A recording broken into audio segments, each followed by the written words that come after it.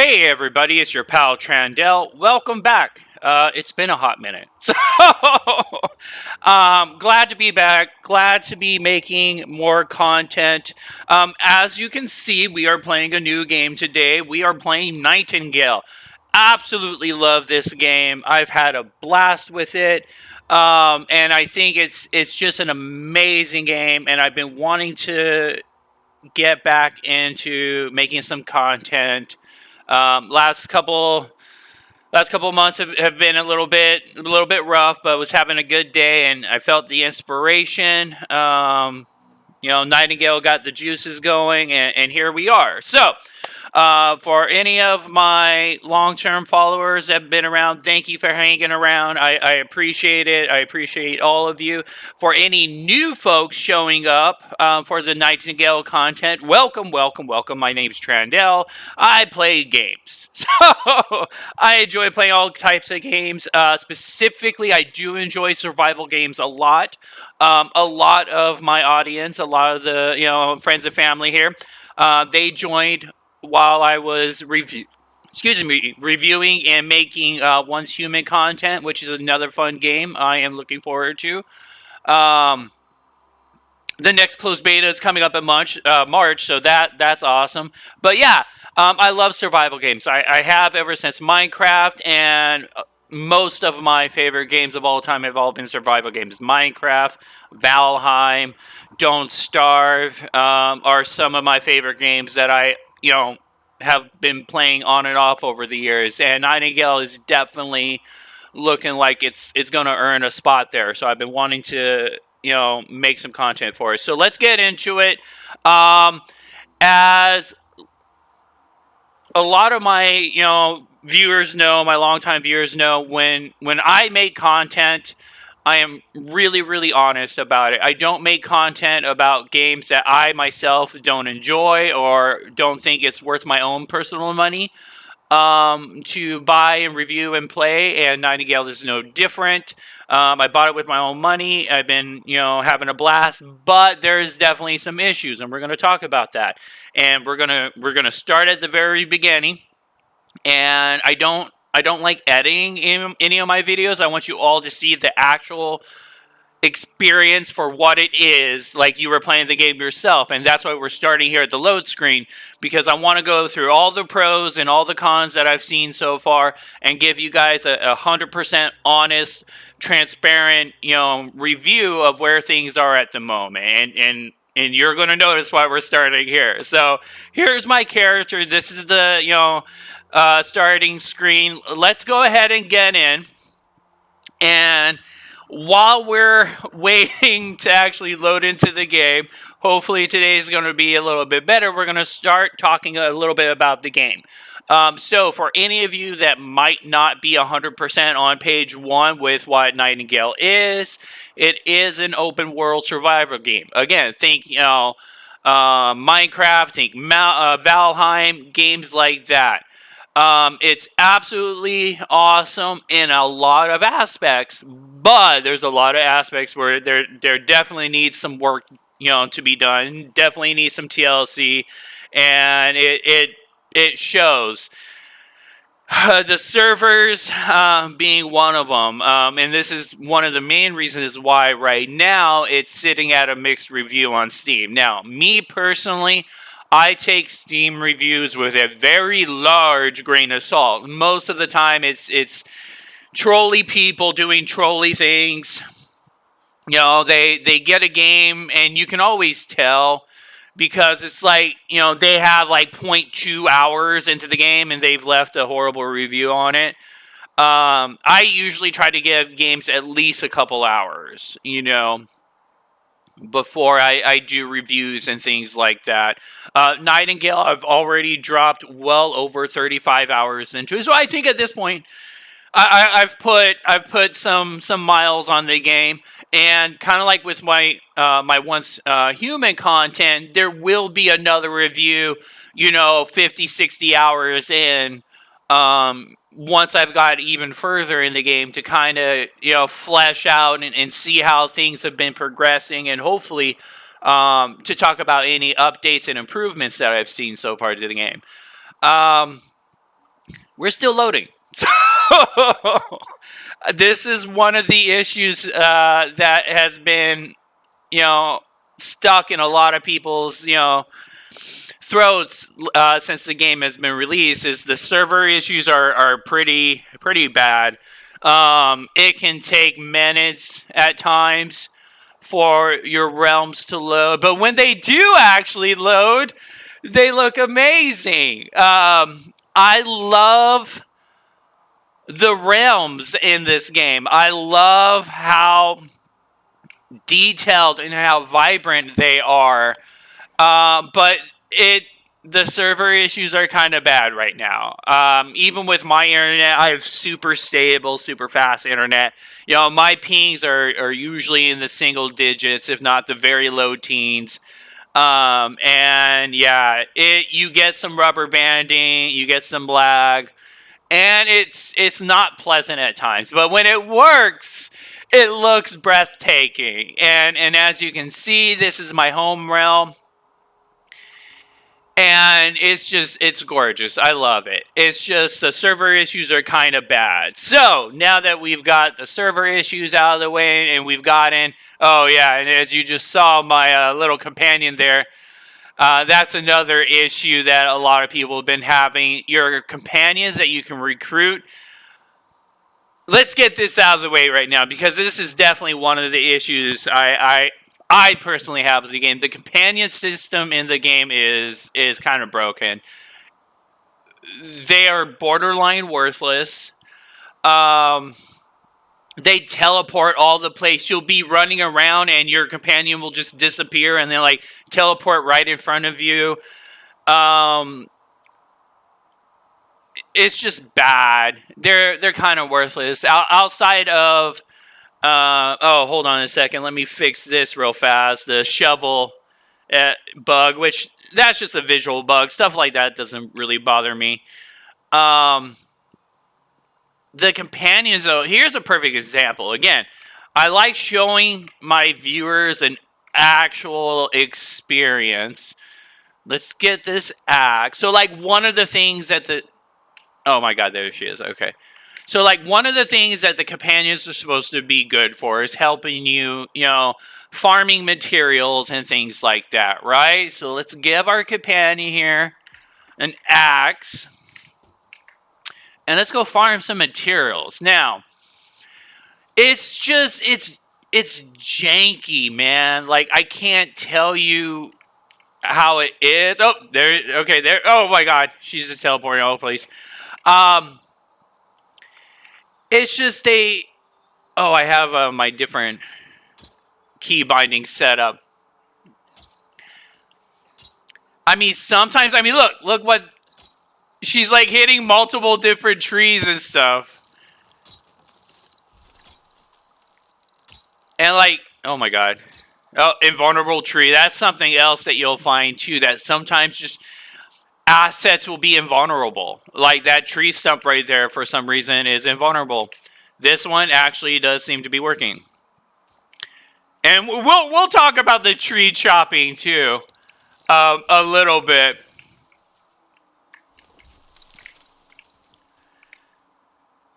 I need a big tree, because that's usually, here we go. Wait, did we get the pigs aggroed? Yeah, we did. Hold on. Now I gotta kill all the pigs.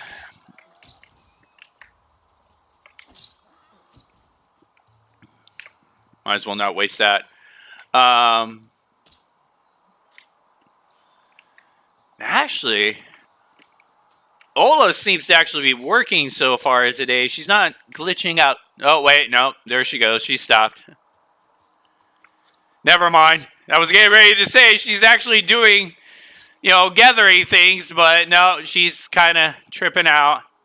So yeah, this is what will happen at times. Is they'll just stop gathering and just start wandering around, even though they're surrounded by trees. Like that. What's going on here? Weird.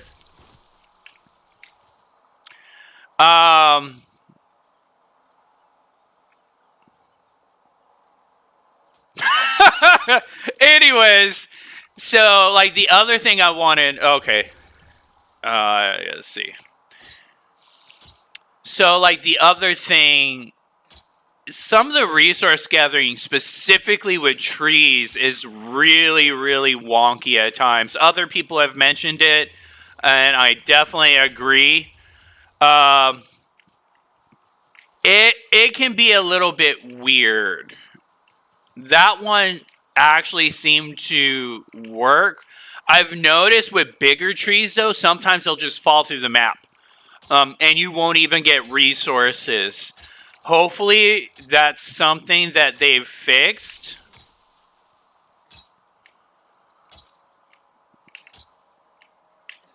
Let's see.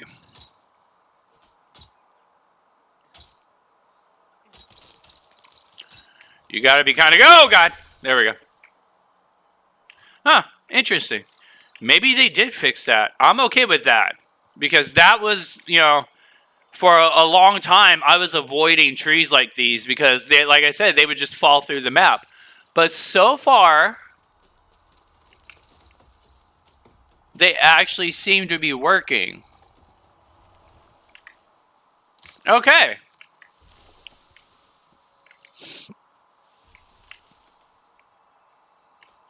Oh, that was weird. Okay, but yeah, the other thing you definitely need to know is watch out while you're chopping trees because there doesn't seem to be a rhyme or reason into how they actually fall.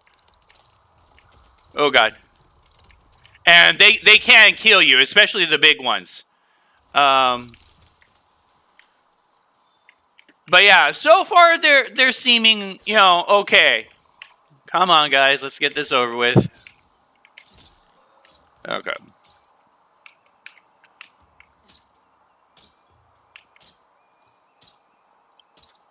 But here's another thing I want to talk about that's a little bit janky with the way gathering works. Now, if you've noticed, when you're chopping your trees, doing whatever, the items don't actually just go in your inventory. They fall on the ground and you have to pick them up, which is kind of weird. Now, in this scenario, it's not too awful bad, but where it can be kind of weird, let's get this last tree, and I'll show you what I'm going to talk about next. Come on. Over here, let's get on this mountain.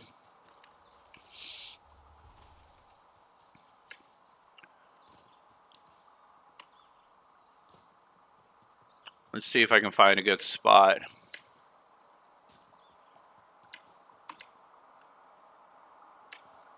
Ooh, here we go. This might work. So we've got some, we got some stone right here.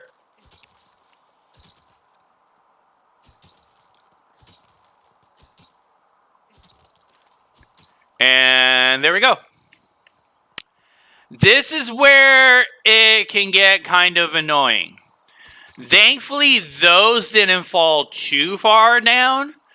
But if you're doing specifically any mining, because you will find a lot of times, that gym node down there, see? I can't pick those up. So unless I want to hop on down there and go grab those stone materials are now lost to me. And this is the one thing I really, really dislike about the gathering system right now is this whole materials just popping out instead of just going into your inventory. Because look, right there, there's more. I would have lost those too. So like right now, the only way you can avoid that, I almost lost those, is if you hold E, which on PC is like the pick up, the interact key. You basically just have to hold that down the whole time while you're gathering on, these nodes that are on like ledges and stuff like that, or you're going to lose materials. which is just really janky. It feels bad, and like I said, especially if you don't realize it at first, because it took me a couple times before I started realizing I wasn't getting as many materials as I should have been getting.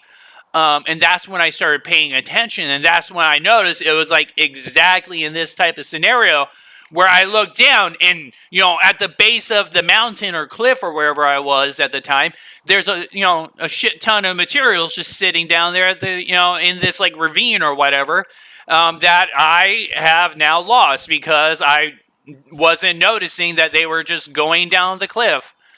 And that just feels bad. I hope they change that. I don't like it. It feels janky. It doesn't feel good. Hopefully they'll change it so it just goes into your, materials, into your inventory. Now, the other thing that sucks about it too. Now, see, Ola has been, she's actually doing stuff this time. But the other thing too that I've noticed is sometimes she'll pick up materials and then sometimes she won't. Like right now, right? While I was down there doing my mining thing, let's see if she picked anything up.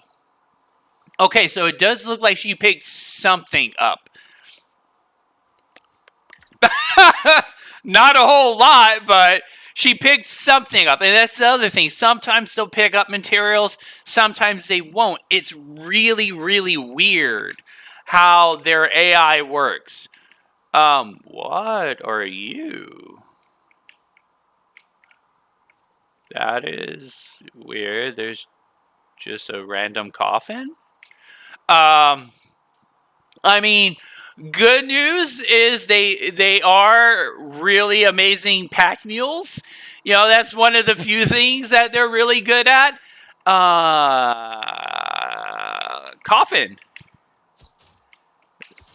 Can I break you? That's weird. I haven't come across a coffin before. Sorry, squirrel moment. One of the things I love about this game, but yeah, the companions are just bad right now. Outside of being pack mules and just meat shields for fights, they're not worth much. They need better AI. They need better commands, because right now when you interact with them, this is basically what you got. You can manage their equipment. You can give them materials and items to haul around, and that's about it. They're honestly not really worth much outside of that. So that's another part of the game where it's just promising system. This is going to be basically the whole theme of the video. A lot of promise. There is so much potential in Nightingale. It's absolutely mind-blowing how much potential there is.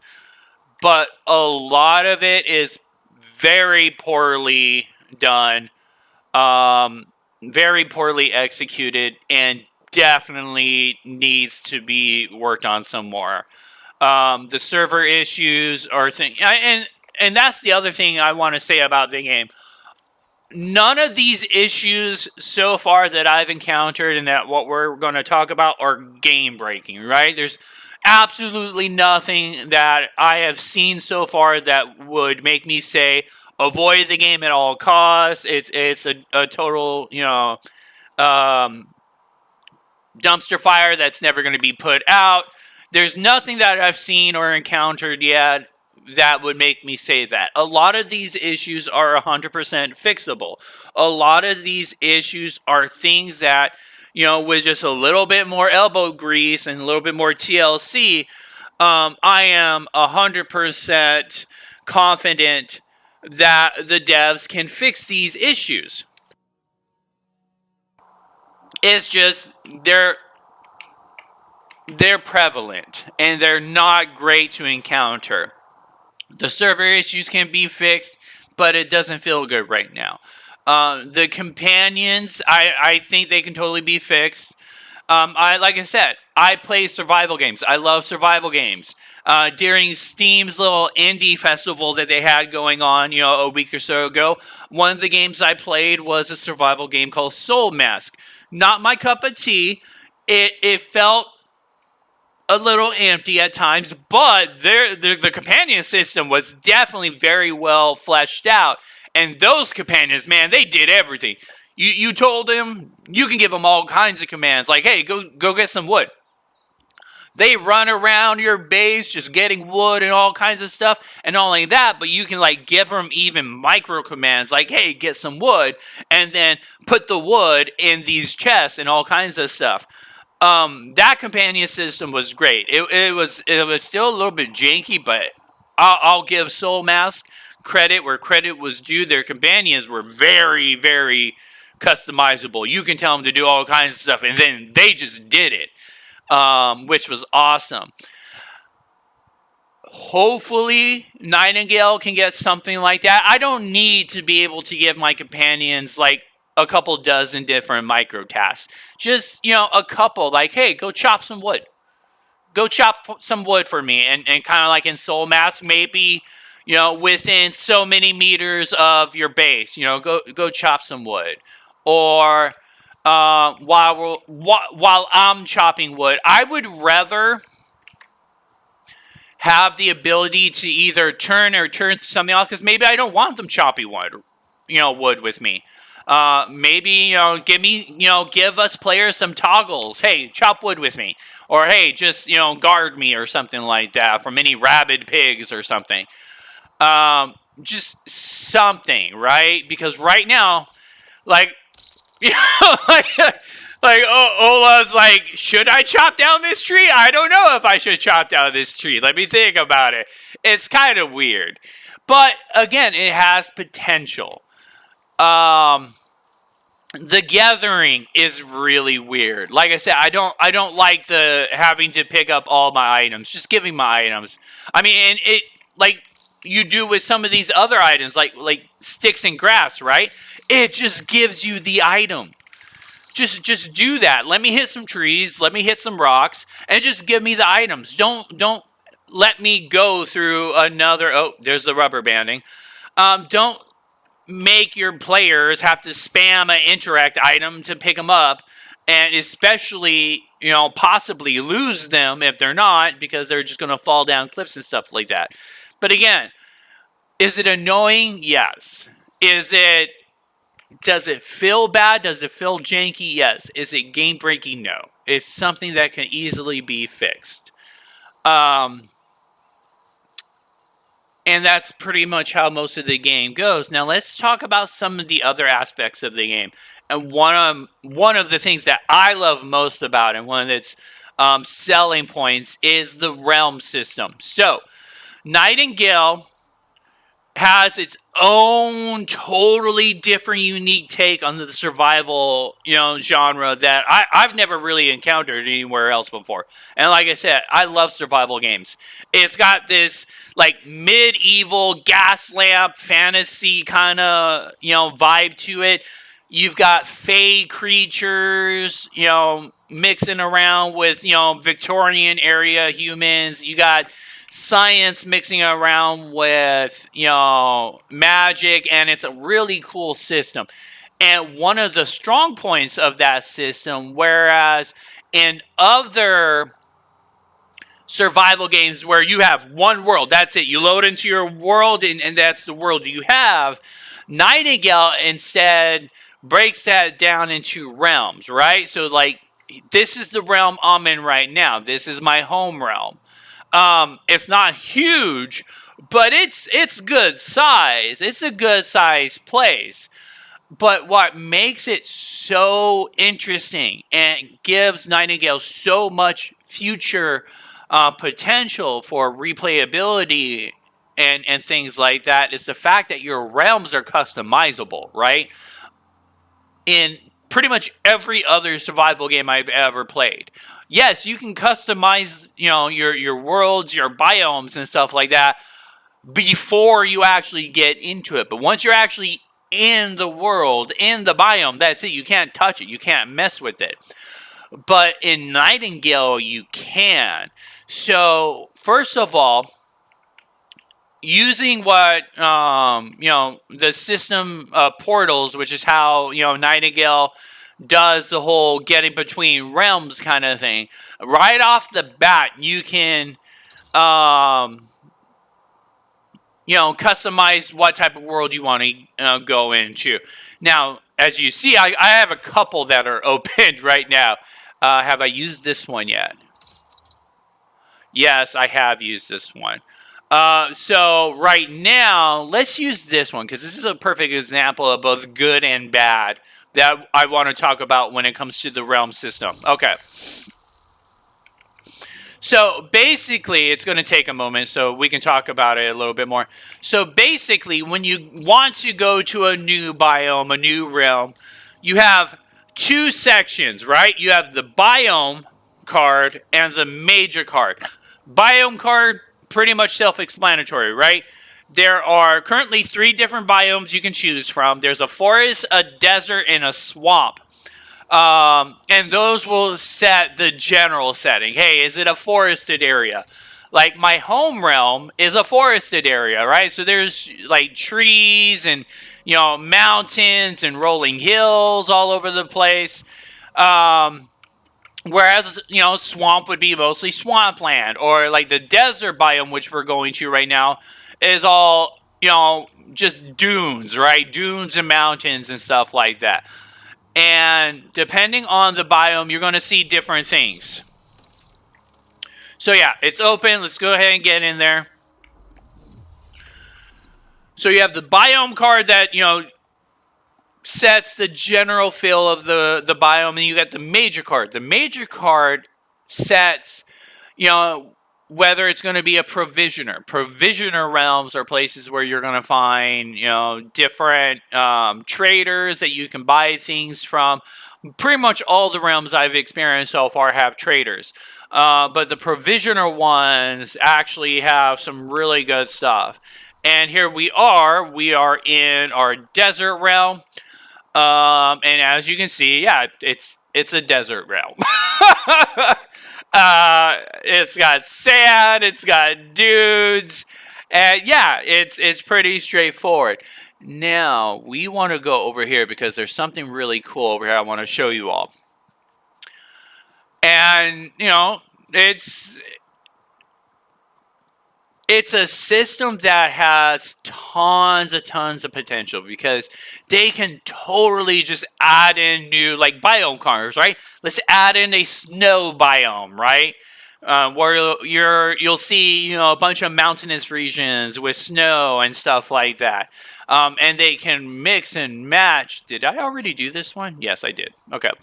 And there's different things you'll find too. I mean, we're already here, so let's talk about it. There's different things that you'll find while you're exploring the different realms. There's puzzles where you'll be able to unlock different things. Here's one right here, Bastille of Insight. You activate different glyphs and you can unlock rewards. The one I'm right now is another Bastille of Intellect. Again, you interact with these different little pylons. It's kind of like a Simon Says kind of thing. Hit them in order and it'll unlock the reward. Really cool, different stuff you can run across. You'll find every realm is going to have different ones of these. Every realm is going to have a Fae Tower. Oh, it actually doesn't show that I've completed it yet. I wonder if it's because I cheesed it. Which you can definitely cheese different things. There's different points of points of interest that you can find and explore and stuff like that. There's enemies and different NPCs that you can find and interact with, and it's pretty cool. I haven't checked this out. I wonder if this is just some random ruins. Alright, we got some grasshoppers. This is one of the things that is kind of annoying. I don't like the UI. I don't like how the hotbar system works. Okay, so we do have Now, what type of... Huh. I wonder if it's a one where we have to fight. Oh! That hurt. I don't... Let's see. I don't see anything.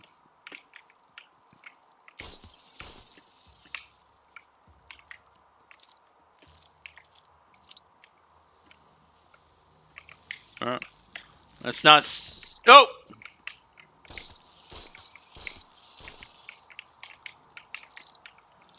Oh, here it is.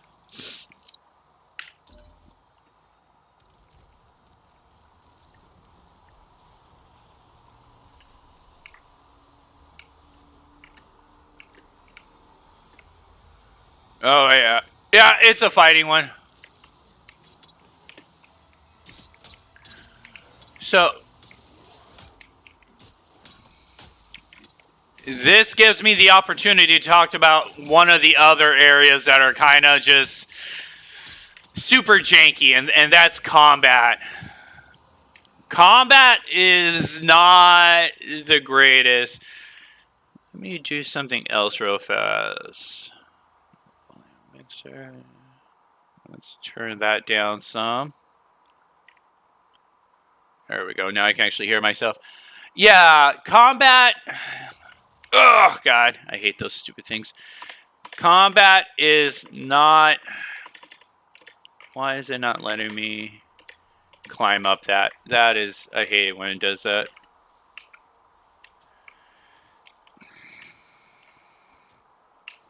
So, combat is basically just a slugfest. There's nothing really else to it. You basically just swing your hammer or whatever weapon you have around. The enemy AI is kind of mindless. They just swarm you. The bound enemy types, which is what we're fighting right now, I've only encountered like 4 or 5 different types. Maybe there might be more later on. I don't know, but they don't seem to have the highest AI intellect. Like I said, they just swarm you, and it's just a slugfest. There's no real strategy or anything to it. It's just it's not the greatest part of the game. And for a game that does have quite a bit of combat, it's just it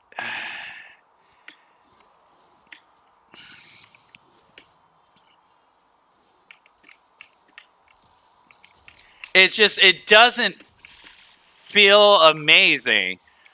Like I said, it's just a slugfest. That's literally all it is. You just run around, smash your attack button faster than they can hit you, and hope for the best. And it's just it doesn't feel great. There's not much there. The combat is definitely one of the weakest part, if not the weakest part of the whole entire game for me. And it's unfortunate because there's quite a bit of combat.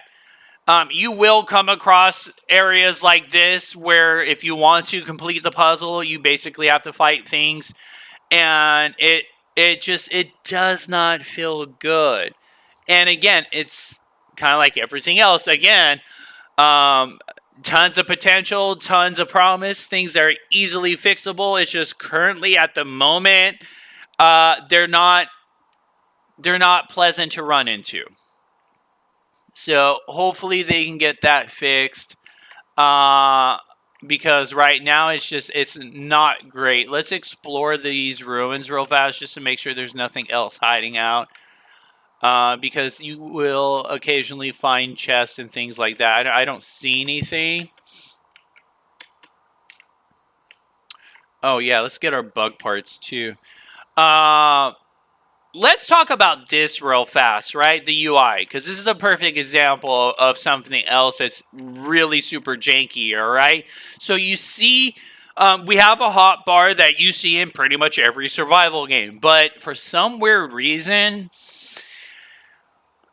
the developers of Nightingale have split your hotbar in two. You have one section, the 1 through 5, that you can put gear on, and the 6 through 0 is all consumables, which kind of sucks. I don't know why they thought this was a good idea. But it doesn't feel great. And this is why. Here's a perfect example. Here's some bugs, right? I want to skin these bugs. But I only have 5 hotbar slots for gear. And as you can see, my knife currently isn't on there. So now I have to open up my inventory, drop my, my knife on there so I can skin these bugs. And it doesn't feel great. I don't know why they did that. This is like one of the only survival games I've ever seen where they've locked parts of your hotbar to only certain items only. Because now here's the thing. Let's say I come across some plant material, right, that I need to use my sickle to harvest. Well, guess what? Now I have to open my inventory up again, grab my sickle, drag it on there, and just to be able to use my sickle to harvest things. And that is something you're going to run into a lot. You're going to run into these instances where, unless you just don't want to bother with it and you want to just leave items behind, you're going to constantly be having to open up your inventory to move gear back and forth. It's a horrible system, and I don't know why they did that. And another example of what we just saw right now I have my umbrella on, right? My umbrella apparently is considered a consumable item, so it can only be put on the right side of the bar. Well, what if I need to eat, right? So I go to eat something. Well, now all of a sudden my umbrella's unequipped. Now I'm getting, sunstroke because I don't have my umbrella equipped. And it feels weird. And it doesn't really bring anything to the experience that I've been able to find so far. There's nothing that I've experienced with the way this system works that just feels like it brings any value. So I don't know why they were trying to reinvent the wheel, because honestly, all they did was fail horribly, in my opinion. Just give us a hotbar. Let us put whatever we want on there. That way, I don't have to open up my inventory every 5 seconds to get a different gathering tool out. It's weird. It's really, really weird. And I don't understand. See, here's a perfect example, right? I need my sickle to harvest these plants. Since I can't use that right side of the bar to put my sickle on, that means I have to open up my inventory, put my sickle down, and God forbid if some bugs or something come along. Oh, I did not mean to attack you. I'm going to have to go back into my inventory again and grab... Yeah, I think they're pissed. Okay, hold on. Alright. Do I? So apparently I can mine you? Ah, interesting. Okay. It feels weird and it feels janky. Again, it's one of those things where it's a super easy fix, but it's really, really annoying when you're having to switch gear around every other moment to get the thing that you need. Alright, let's deal with this.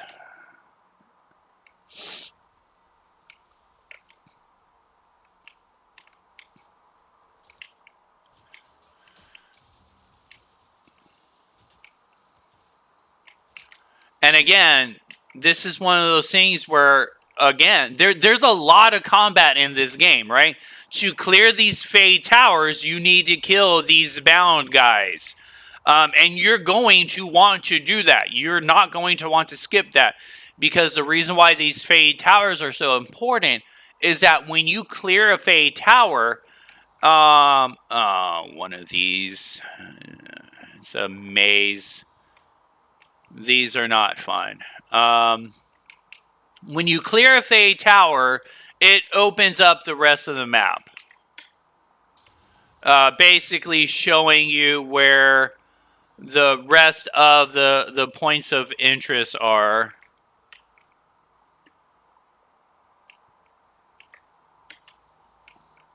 In that realm.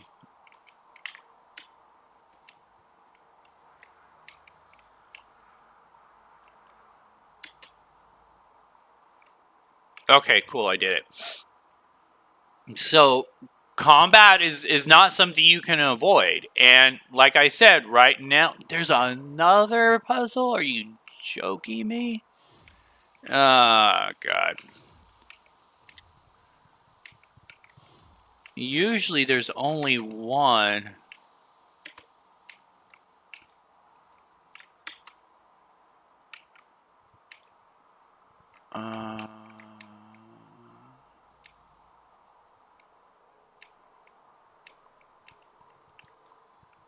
Okay, here we go. Let's get our little essence bundle. Alright, we made it to the top.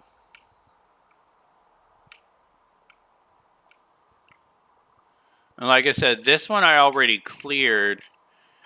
Because I basically, and you can actually still see my my little tent up there. I basically just parkoured it and floated on down because I didn't feel like messing with it.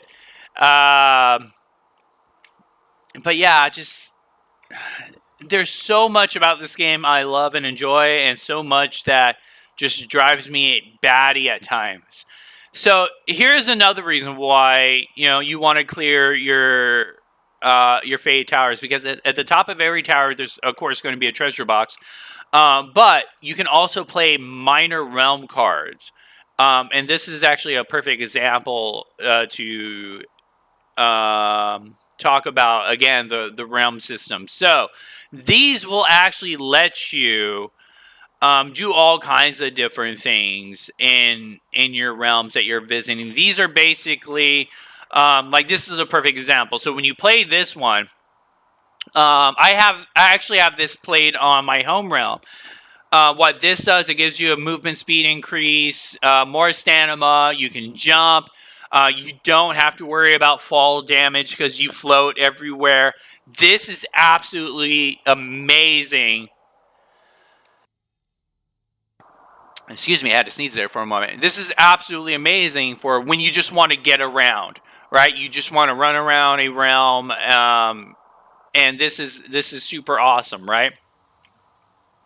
So you play the card, and it changes the whole entire realm, right? To do whatever aspect that you want it to do.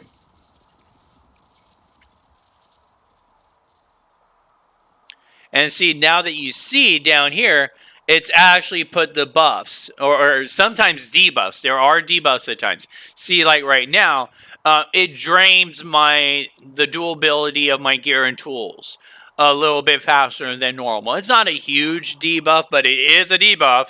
But yeah, I get the speed increase, the more stamina, and the jump, right?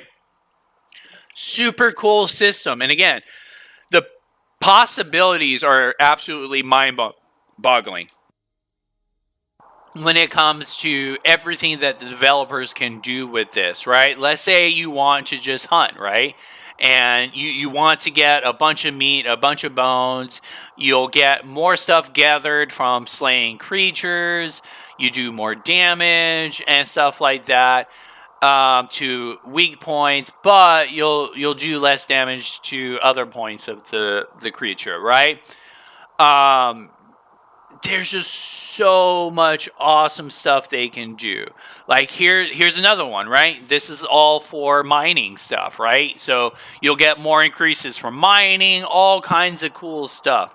Let's say you want to look for chests and things like that. Rare gems and stuff. You can play the Dragon's Sword card. Fishing, right? If you want to just do some fishing, there's all kinds of different things you can do. And like I said, the possibilities are endless. See, like with this, I don't even need my umbrella, right? I can just float down wherever I want, and not have to worry about fall damage or anything. It's a really, really cool system. There's all kinds of fun stuff they can do with it. And that right there is again one of my favorite parts. And see, here we go again.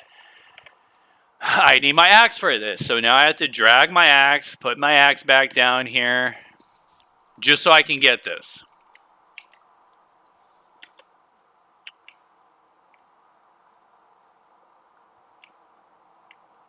All right, yeah, here's the Essence Trader. So this is something else that's just, again, amazing, while at the same time also really infuriating at times why they did this way. So let's start with the good parts, right? The crafting system in Nightingale is super in-depth, right? There's all kinds of crazy stuff you can do. And we'll talk about that a little bit more once we get back to our base. But at the same time, it's also super infuriating, right? And a lot of it comes down to how they deal with recipes. So there's different ways you can access things. One of the main ways is by essence traders, right? You find these essence traders as you're exploring the realms. They'll give you recipes to different things. Fantastic, right? So, like, here's a good example, right? Charm of Force, right? I buy this. I can now make this, Charm of Force, right? Because I bought the recipe. Wrong. Absolutely wrong. That's not how it works in this game. You can't just buy a recipe and have access to it. Because to do that, you'll also need sometimes what they call an augment. This one doesn't have that. Let's see if we can find one that requires an augment. Okay, so here's a perfect example, right? So let's say I buy this, potion right here from the Essence Trader. Well, just buying it from the Essence Trader isn't good enough. Just having the bench at my base isn't good enough. I also need one of these augments to also have built at my base to make this potion. And it's why? I don't get that. I don't understand why they have multiple steps, multiple hoops that players have to jump through just to make a recipe. It's super janky. I've never experienced anything like that in any other game. Once you unlock a recipe, that's it. But with this, if you have the augment isn't good enough. You also have to find the trader. And what's really janky about this is sometimes you'll buy augments from traders, but they won't have the recipe. And you won't know this as a beginning player, right? You'll just find something like this, right? This is a perfect example. Grants the following recipe. What does that tell a normal person? Well, a normal person will think, well, if this grants the following recipe, that means I'll be able to make the recipe if I make this, right? But you have to actually look at the card. And when you look at the recipe card, you'll start to notice wait, but this says it grants the following recipe, but this says I need to unlock it by progressing through an ambience realm. What the fuck does that mean? And I've seen this in a lot of comments where, especially people that are brand new to the survival genre, this whole crafting system is throwing a lot of people off. And even some people like myself that have been playing survival games for years and years and years, again, if something says it grants the recipe, a normal person would think, oh, I get the recipe. And what makes it even more confusing is that the essence trader will show that, hey, you need to do X, Y, and Z, right? But if you look at your crafting menu and you look at these augmentations, you don't see that, right? So all you see here, like this cannon, this is where it gets really, really confusing. Okay, I built the cannon.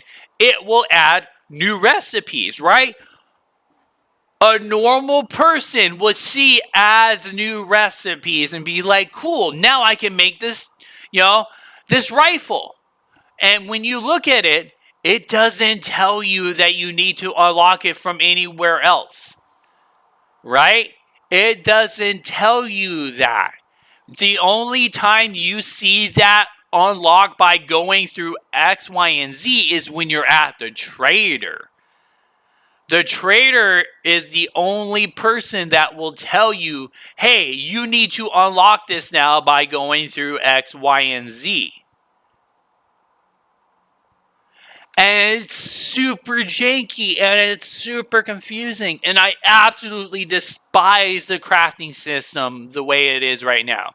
Either let us unlock it through the augmentations, which I think would be the best bet. It requires some work, it requires some exploring. And it's just one hoop to jump through, right? Let us unlock it through the augmentation. Or get rid of the augmentation and just, hey, once you buy it from the Essence Trader, that's it. Don't have both because it's stupid and it's confusing. And a lot of, again, especially newer players to the survival genre, it's just confusing as hell. And even for people that have played it, it's confusing as hell because there's never been a game else like that. In other games, you have a pretty clear, path to unlock things. You unlock them, it gives it to you. And especially if the game says, adds recipe. It just adds the recipe, right? It's really, really janky. And it's one of the things where hopefully they'll fix it because right now it's stupid. Because you can buy augmentations right now. Really early, at even earlier parts of the game than where I'm at right now, but you won't actually be able to get the recipes for those things until much later. It is stupid. It is a stupid system. And the only other place where I've experienced something like that before, not quite, but in Once Human. In the last beta, one of the gardening, to start with gardening, you needed a gardening plot, right? Well, you could get the gardening plot after, I think, defeating the second boss, but you wouldn't be able to get one of the ingredients needed to actually use the gardening plot until defeating the third boss. And it was super janky, and it basically made players waste points on something that they couldn't even use yet. Thankfully, they changed that and put all the ingredients required in one spot. So they need to do the same thing for this because right now, the whole Essence Trader augmentation system, I absolutely hate it. It makes no sense. It's just confusing and it's just busy work. You can unlock things super early. That you won't even be able to get recipes to until much later in the game, and it just sucks. But yeah, that's the crafting system. It's not great, but it's something that can be fixed. Here's something else I want to talk about real fast when it comes to the exploration and how the realm system works and stuff like that. It's amazing at times, right? You'll find stuff like that. And let's talk about this real fast because this is something that I've been wanting to, another reason why I've been wanting to make one of these videos, because another game that I see Nightingale compared to is Enshrouded, right? An amazing game. which there will be Enshrouded content coming up because I absolutely love Enshrouded. I've had a great time with it. It's fun. But I don't think it's an apt comparison comparing Nightingale to a game like Enshrouded. And this is why. For a lot of people, maybe they don't understand this about Enshrouded. Enshrouded is not procedurally generated. The game world is static. It's a set piece game world. Okay? It's not procedurally generated. So it's like comparing apples to oranges sometimes. I consider my time in Enshrouded so far like playing a game like Breath of the Wild, right? Zelda, right? Beautiful game, right? Enshrouded is a beautiful game. I've had a blast with it. It's been fun. But it's two totally different experiences because in Enshrouded, as you're playing through the game, as you're exploring, as you're finding points of interest and stuff like that, that is it. Those things are static, right? Those ruins that I find are going to be in the same exact location, same exact experience for you and everybody else in the game. It's a static world. And what that means is once you play through it once, that's it. The exploration is done. You can get further playability by playing with friends and stuff like that. And of course, there's the base building, which is super fun and stuff like that. But once you experience the realm, the world of Enshrouded, once you go through the little, storyline quests, find the NPCs and stuff like that, that experience is a one and done thing, right? Whereas with a procedurally generated game like Nightingale, like something like Valheim, or something like Minecraft, everybody's going to have a different experience, right? Because their realms are going to be procedurally generated. It's going to be randomized, right? I have these ruins here in this desert realm. You might not. Your friends might not. You guys could have totally different things than what I'm having, right? And that makes the replayability, the value, go up, right? It makes you want to keep exploring, makes you want to check out different things because you never know what you might encounter, which is one of the things I absolutely love about it. And this place was absolutely, when I found it, I'm like, oh man, there's like some Indiana Jones shit here. I'm like, this is cool. And I've already cleared it out, but this is one of the reasons why I kept this realm. Because I thought this was really cool and a really good example and a talking point of some of the things you can find here, right? This, it was filled with like some scorpions and stuff like that. Killed them, looted all this stuff in here. But again, like everything with Nightingale, for how amazing some aspects of it are at the same time, those same things showcase just how much they miss out on, right? I killed some scorpions, I mined some rocks, and that was it, right? There was nothing else here. And there's so much missed opportunity, right? Because look what else I found here, right? I found this dude. I have no idea why is he wearing a diving helmet? Why does he have an anchor here? So many questions, right? So many questions. And I'm like, why? Such a missed opportunity. And this is another thing that's just mind-boggling at times. And the reason why I kept this realm, right? So this is my realm. There's not a lot here. It's all the same kind of stuff, right? It's all occupation and stuff like that. There's stuff to do, but then you find stuff like this, and it's like they could have added so much. Why can't I not loot this?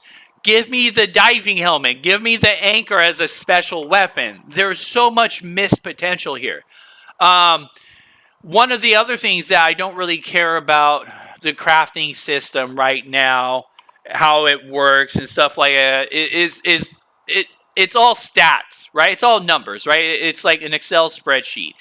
None of the items are really very unique. There's nothing exciting there, right? Oh, I get plus melee damage. That's all this does, right? That's all, the magical aspect does. It gives me a stat boost. The Hermetic Flame, right? The fire attack that I was using, it doesn't do anything other than gives me quote unquote fire damage or something. There's nothing cool or exciting about it. It doesn't really add anything to the combat. Um, and again, since there is so much combat in this game, it gets boring super fast.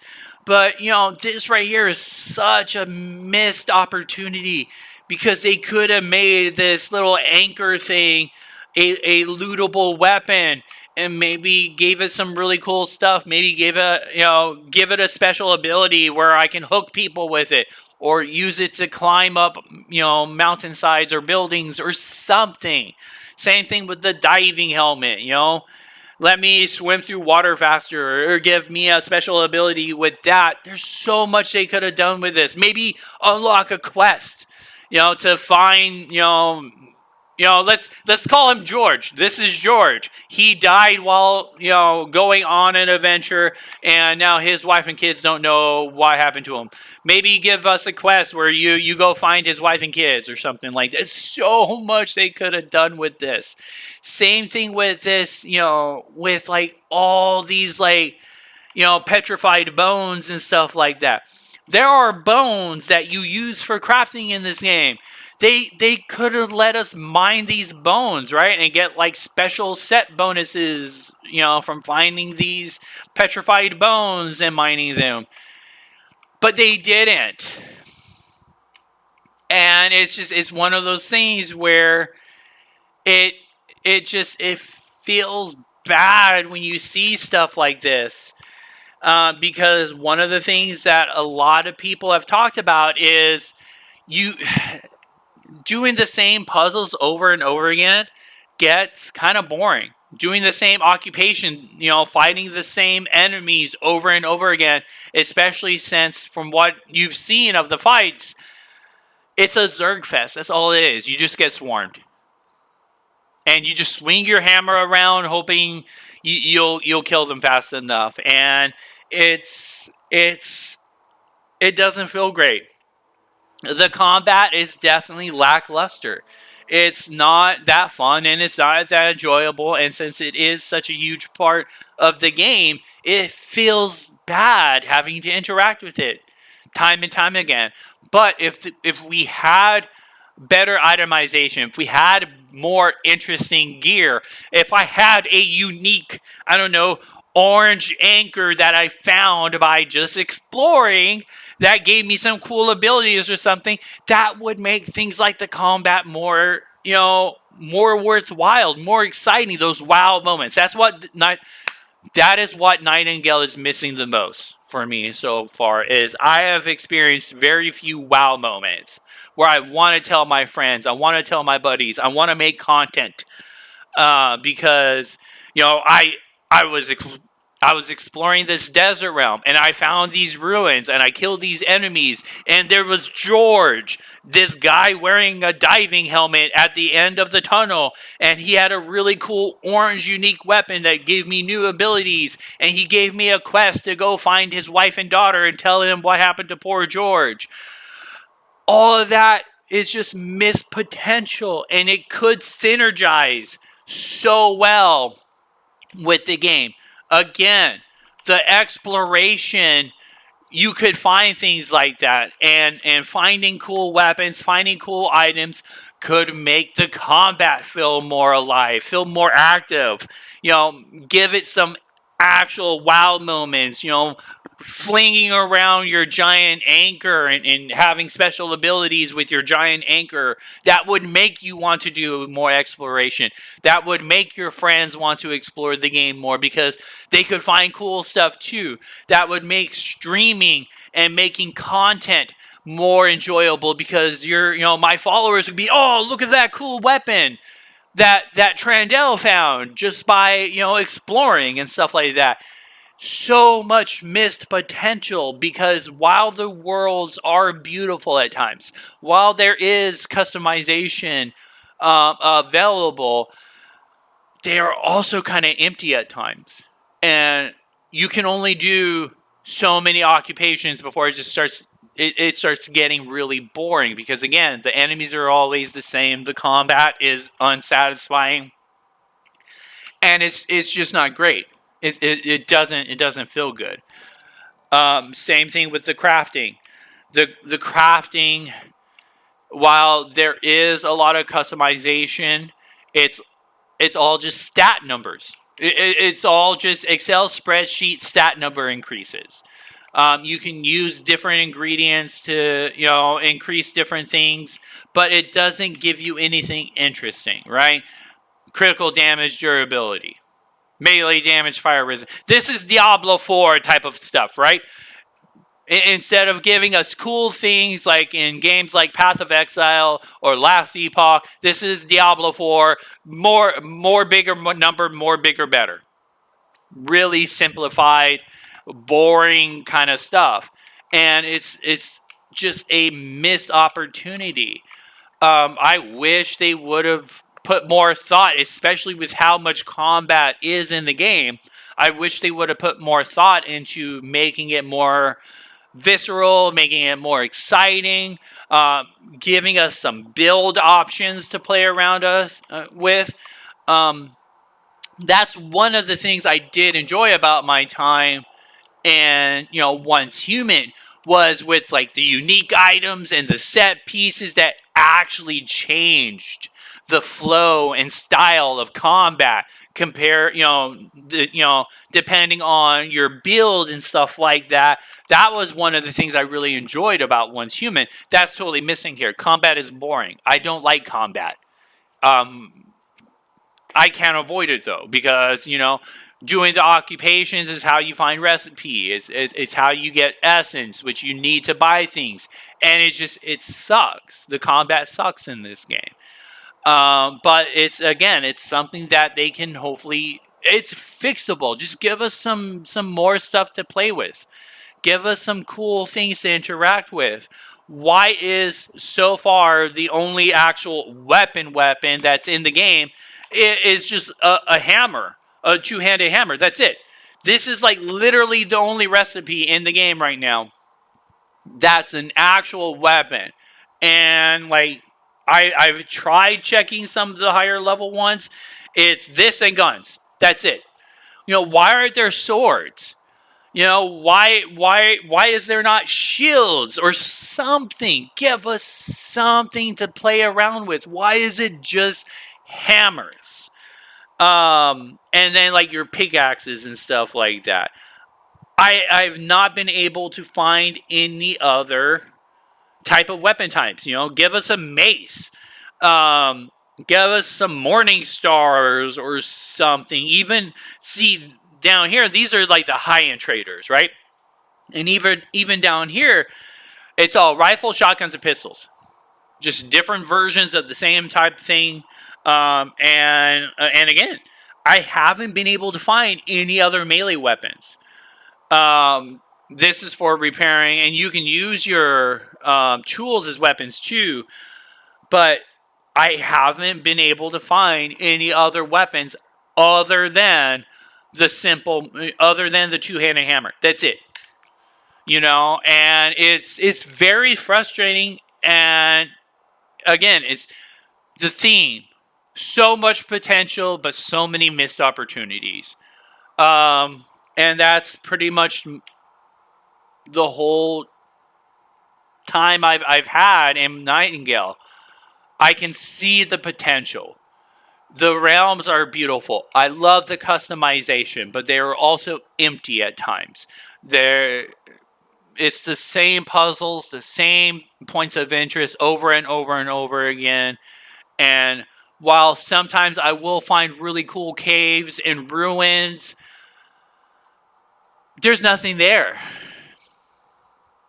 It doesn't really give me that spark, that need to explore, because I know at the end of that tunnel, at the end of that ruin, at the end of that cave, there's not going to be anything cool. It's just going to be better mining resources, and that's it. And And I hope they fix that stuff. I really do. I hope they fix the quality of life things.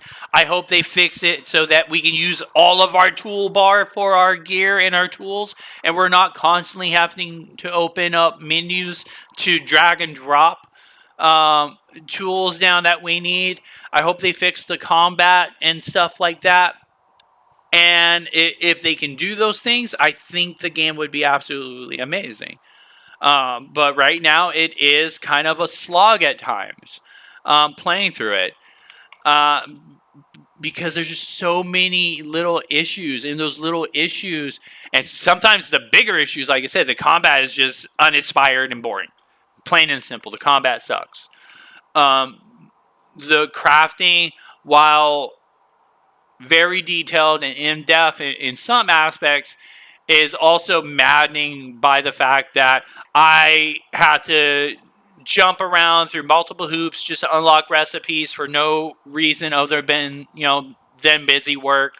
And at the end of the day, I'm just getting stat increases. I'm not getting anything fun or exciting from it. It's not fun that the only real weapon that is so far available in the game is a two-handed hammer. And nothing else. It's definitely a love-hate relationship right now, and that's the one thing I can't agree with the Steam reviews. While most people are bitching about the server issues, which, hey man, I don't know where some of you guys have been that are bitching about server issues, but last Epoch, Helldivers 2, basically every single game released lately that has any type of online aspect to it have had server issues. So hey, I don't know what games you guys have been playing, but I can't remember the last time any game released without some sort of server issues. That's just normal. But the rest of this stuff is just both amazing and frustrating at the same time. Anyways, folks, that's the review. Again, I wanted to give you guys an unedited, this is the game. This is the game as you play it review. Like I said at the beginning of the video, I don't like doing a bunch of heavy editing. I think it takes away from the review process, and I think let's all be real. There's shitty people in the world, and there's shitty content creators. Some content creators use editing to cherry pick and make their favorite game look better than what it is, and some content creators use cherry picking editing to make a game that for whatever reason they don't like look worse than it is. And that's why I don't heavily edit my videos. This is it. This is the actual experience as you play the game. This is what you can look forward to. And the good and the bad, the pretty and the ugly, the amazing and frustrating, all in one. And that's the review. Hopefully, like I said, I will be doing another review. I am 35 hours into the game now. At 60 hours or so, once I get even further into the game, I'll make another review.